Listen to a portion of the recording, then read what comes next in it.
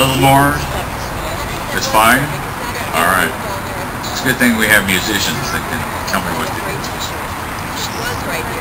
I want to thank you all for joining Veterans for Peace Chapter 72 on this Memorial Day.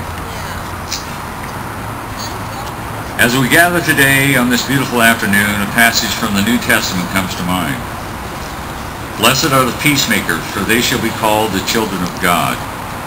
All of you who know me know that I do not subscribe to any religion, and yet that passage resonates beyond those who do.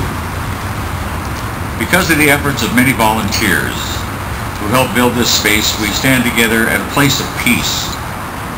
It is fitting that we stand in a circle, unbroken by those who would divide us with fear, prejudice, and hate. For that is how those who wish to conquer and rule divide us. Although I'm not a fan of General Douglas MacArthur, in my quote bag is something he said that cuts to the quick. The powers in charge keep us in a perpetual state of fear, keep us in a continuous stampede of patriotic fervor with the cry of grave national emergency. Always, there has been some terrible evil to gobble us up if we do not blindly rally behind it by furnishing the exorbitant sums demanded. Yet, in retrospect, these disasters never seem to happen. Never seem to have been quite real. In the novel Dune, one of the sayings is, "Fear is the mind killer." For too long that has seemed to be what has happened to this country. But fear can be overcome. It can be recognized for what it is, a blatant exercise in propaganda. Do not be afraid. As I look over the faces gathered here, I see my friends and comrades who stood shoulder to shoulder with me as we told the world, at least this small part of it, we will not be cowed by fear. Some have been arrested. Some have walked into the halls of power and called out the officials who sit idly by while war ravages the world. Some go into schools and bear witness to the failings of our leaders who send us to war unjustly. We are not afraid to tell it like it is. We will hear from two people who also are not afraid of the powers that be, Cindy Sheehan and Benji Lewis. I'll let them introduce themselves after Brad does. And they can speak to you, or they can do a better job of introducing themselves than I can. As we listen to them and reflect on the path of peace, we have this opportunity to also reflect on how we can be peacemakers. It doesn't take much. It only requires that we look into our hearts and understand that love can guide us. Those who would control us use our basest emotions against us. We do not need to hate them. That only feeds the flame of irrationality. We don't think clearly when we are blinded by hate. Years ago when I was blind, I was taking care of a friend's young daughter. She was about 8 or 9. And it was time to make some chocolate chip cookies. As I was helping her, she said, "You must hate being blind." I responded, "No.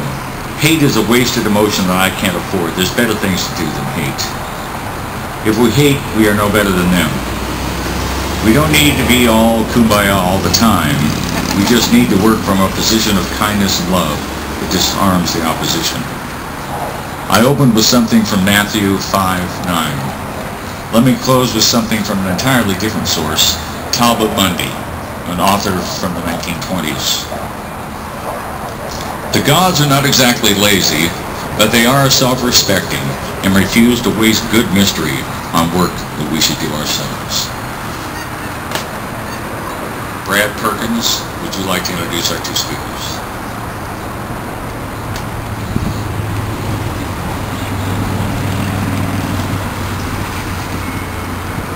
Thanks, Grant. Grant Remington is the president of Veterans for Peace Chapter 72 here in Portland. I had the fortune of meeting Grant and a couple other members of the peace group by asking them if they would be interested in cooperating on creating this beautiful Peace Memorial Park.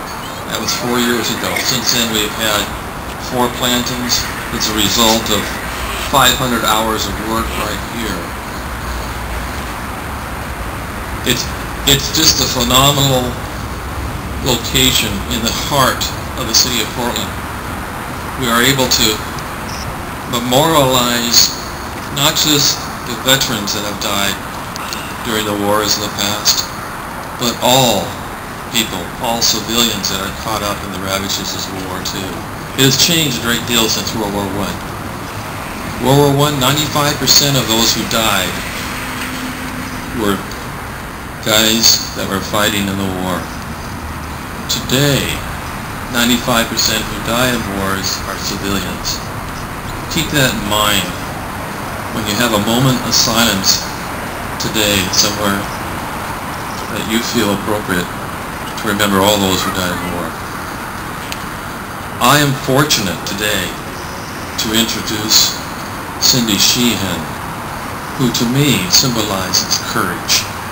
A woman whose son died in the Iraq War, that got up off her seat and challenged the forces that are out there as to why we are in this war. That asking the question, why? And that has never been answered yet. We are all still pursuing why we go to war today. We all know deep in our hearts what leads us to wars, but why as human beings do we continue to be at war with one another as human beings? Cindy Sheehan is the conscience. She's one of the heroines of today. She's the one that camped out across from Bush's compound, and people from all over the United States gathered because of her energy and her force.